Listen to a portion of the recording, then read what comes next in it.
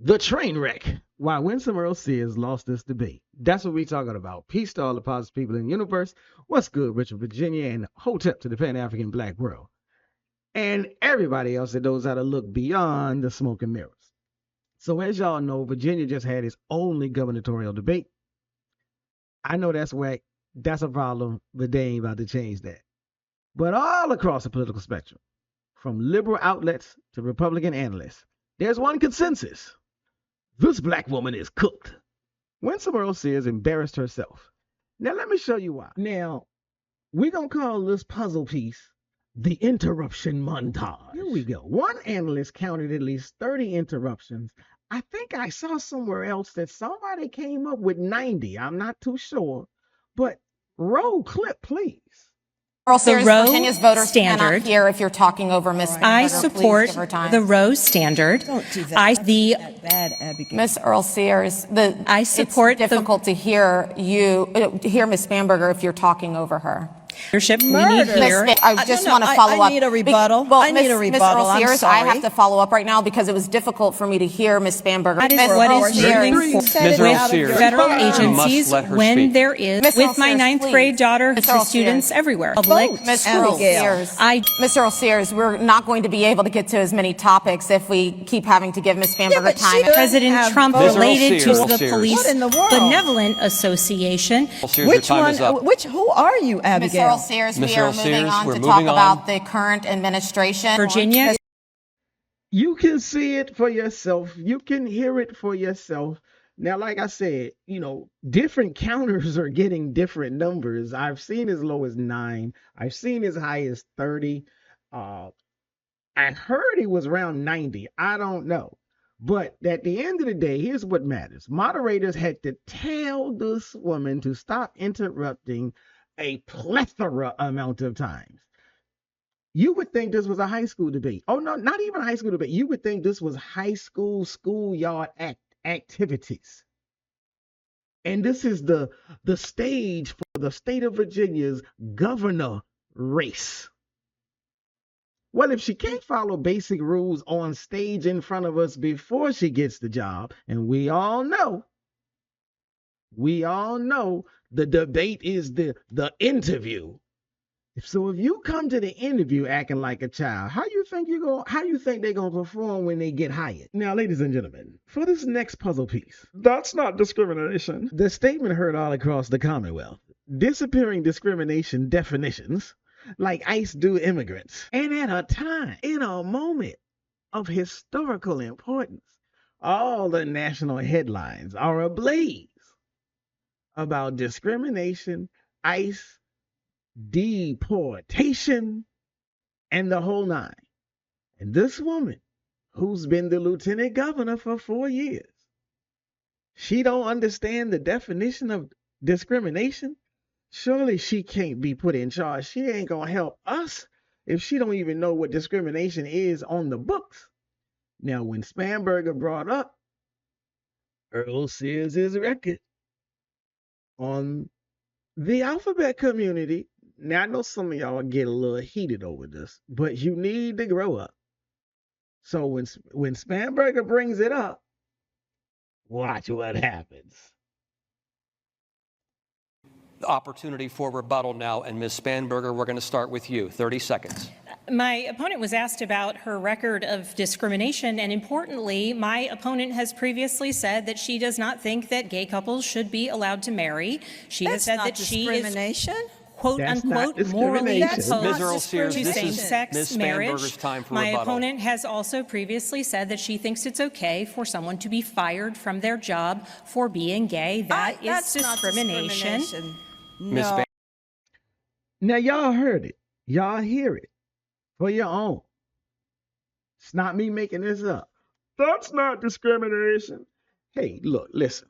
Firing someone for being gay is not discrimination. Really now? That's what we trying to do?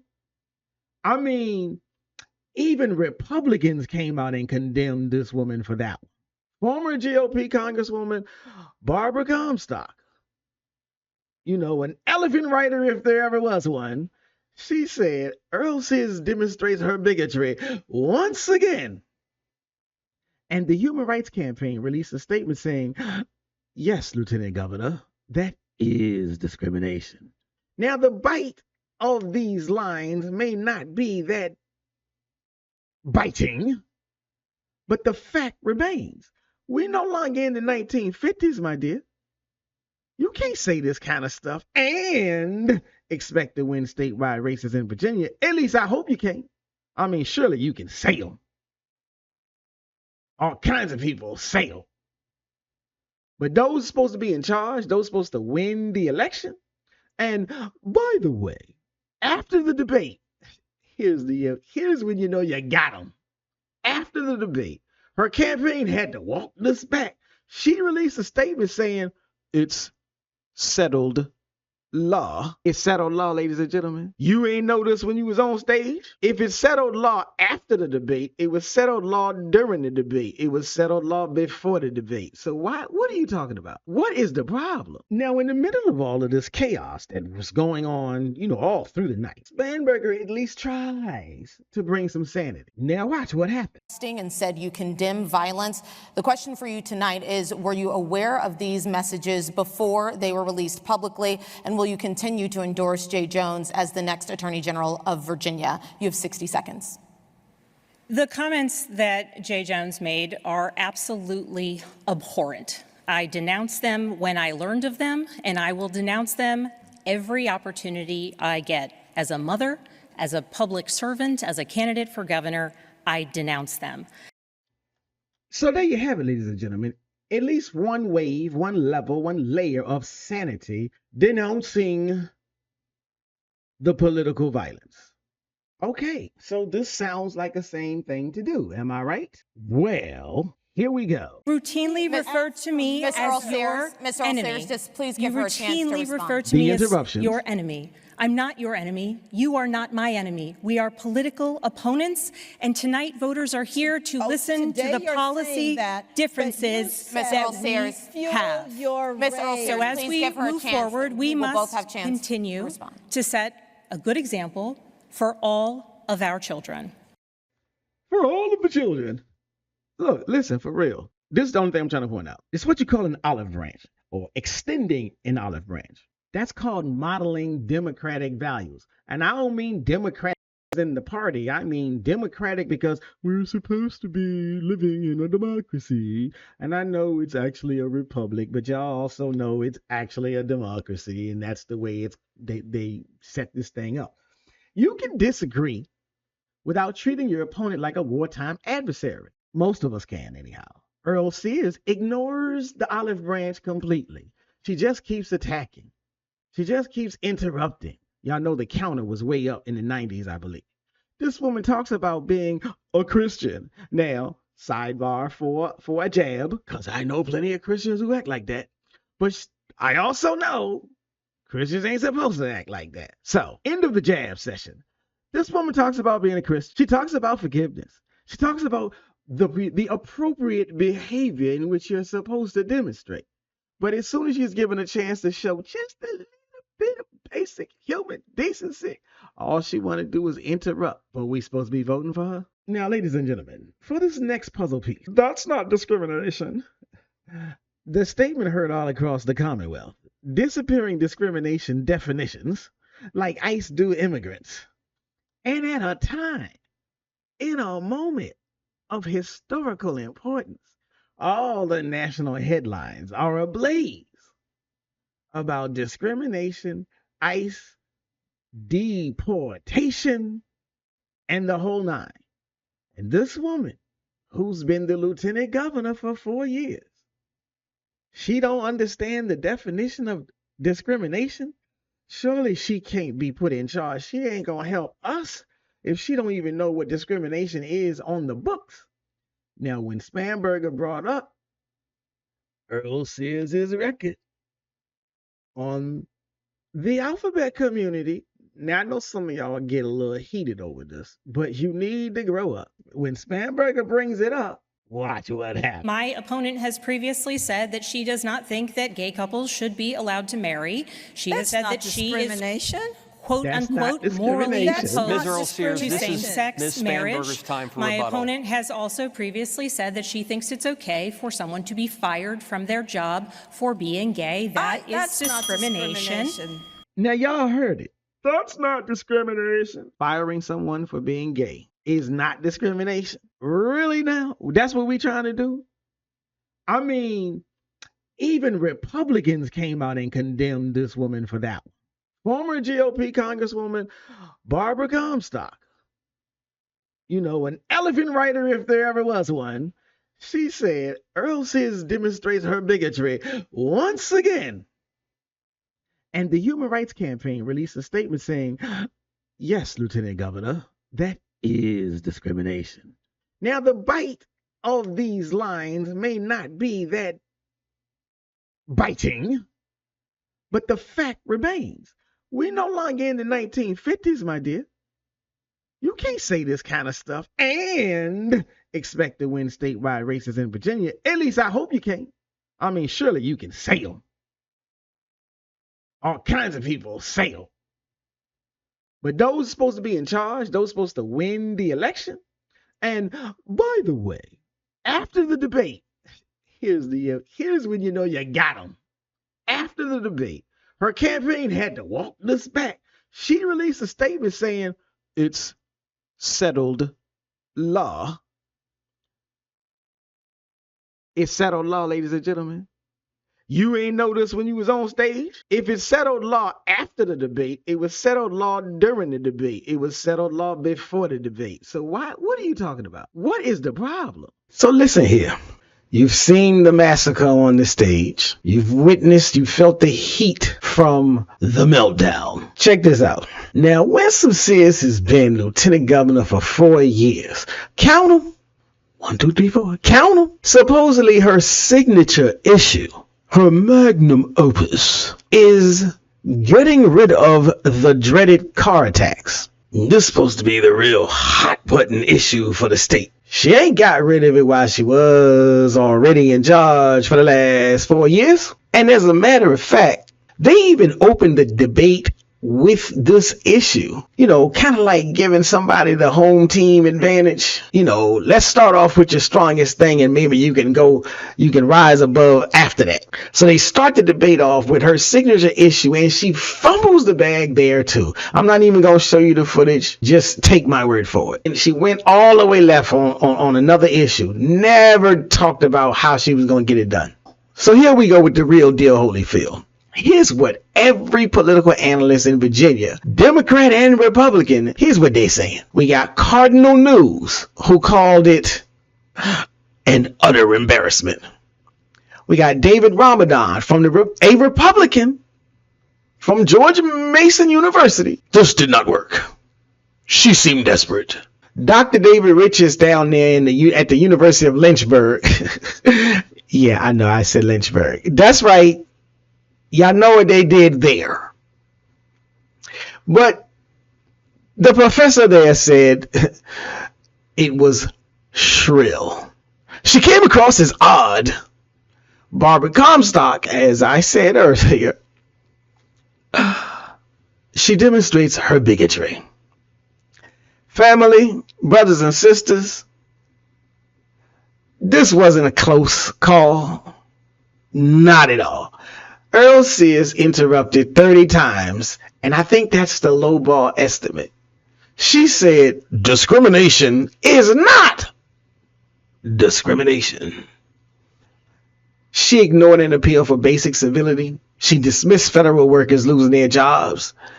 And Virginia is supposed to be one of the states hit the hardest. She couldn't explain her main campaign promise.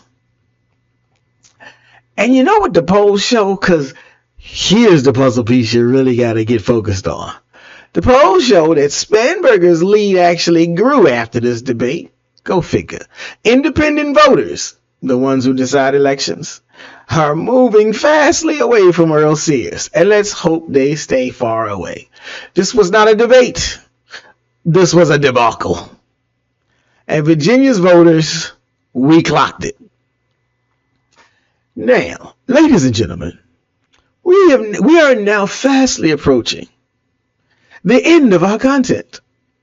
So I would like to take a moment on behalf of the entire crew here at The Proper Perspective.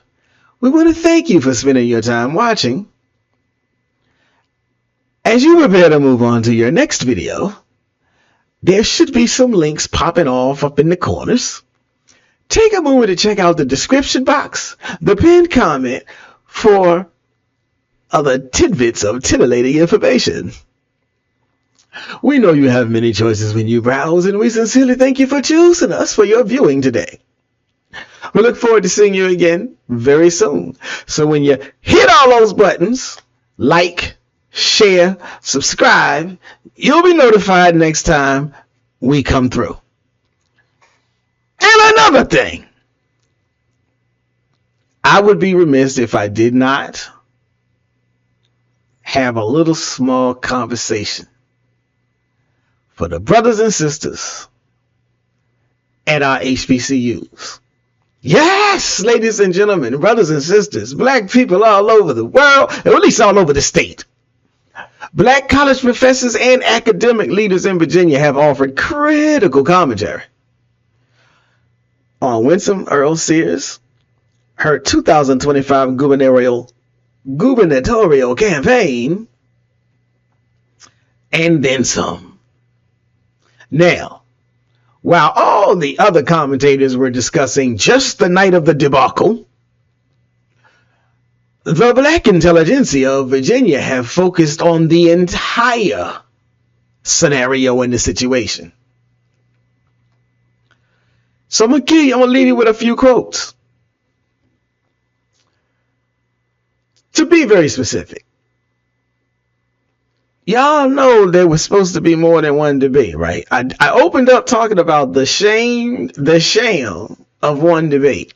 Well, it was supposed to be more than one. But perhaps the most direct criticism comes pointing straight at Earle-Sears, who declined an invitation to debate. Where? Did you say where? At Virginia State University. Yeah, a historically black university, an HBCU. Now, this led to the debate's ultimate cancellation. Dr. Gwen Williams-Dandridge, Assistant Vice President for Communications, while many analysts focused on her aggressive style and her frequent interruptions during the Norfolk State University debate, shout out to Norfolk State, the most pointed critiques from black academic figures have been about her broader engagement, or lack thereof. Can we underscore or lack thereof with Virginia's black academic institutions? Perhaps the most direct criticism came after Earle-Sears declined an invitation to debate at Virginia State University, a historically black university, y'all should know. And this led to the debate's cancellation. So that's why we didn't get more than just one. She canceled. She canceled on the black folk, y'all. Dr. Gwen Williams-Dandridge, Assistant Vice President for Communications at Virginia State University, issued a statement expressing the university's deep disappointment. She said, and I quote, "This event would have been an exciting and valuable opportunity for our students to witness the democratic process firsthand and engage with issues that impact our communities. While we regret that they will not have this unique experience, we remain open and eager to host similar events in the future." You know, shout out to taking the high road.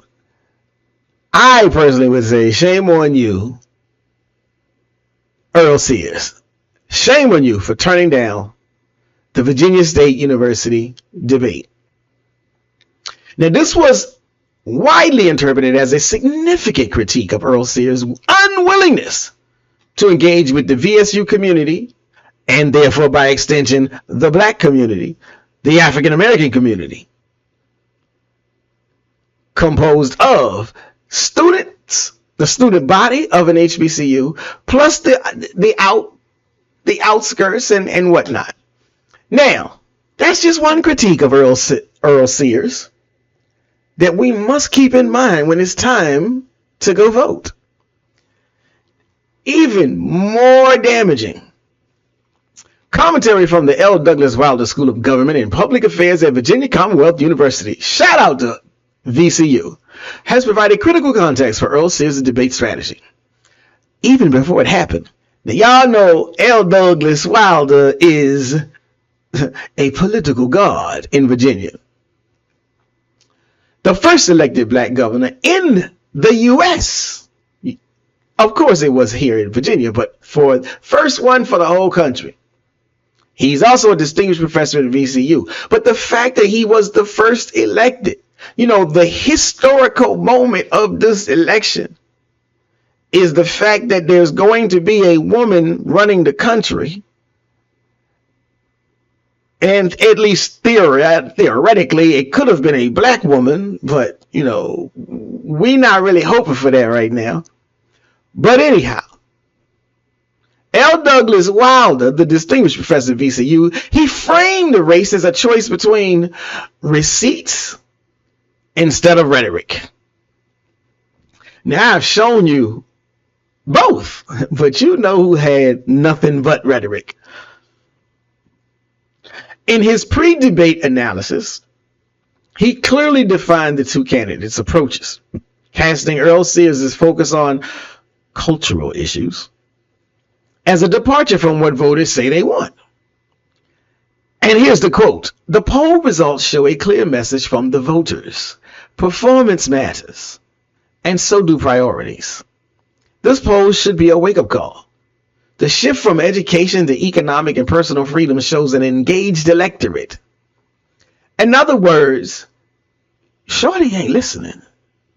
Now, Dr. Susan T. Gooden, the dean of the VSU Wilder School, pointed to the paradox of the race rhetoric.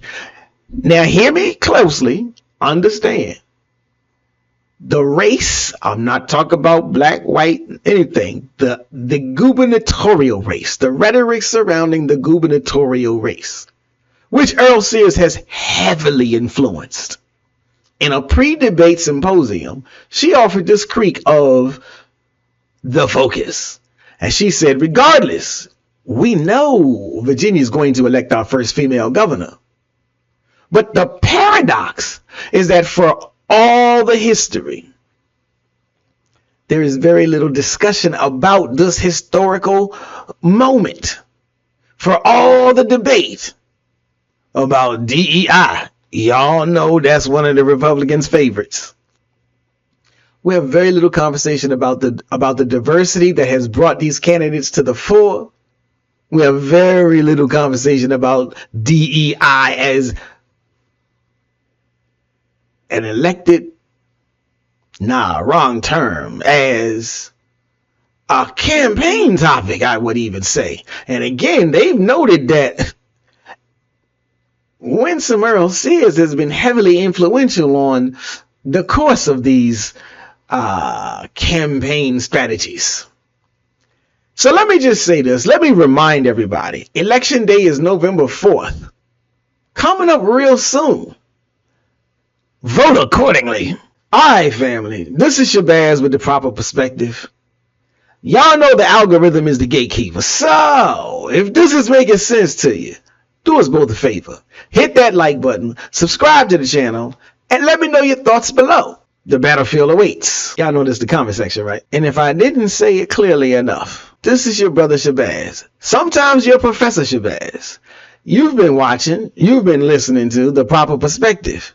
Hopefully your favorite YouTube channel for unfiltered Virginia political science. Like, share, and subscribe is the name of the game. So I will see you on the next one if you hit all those buttons. Peace.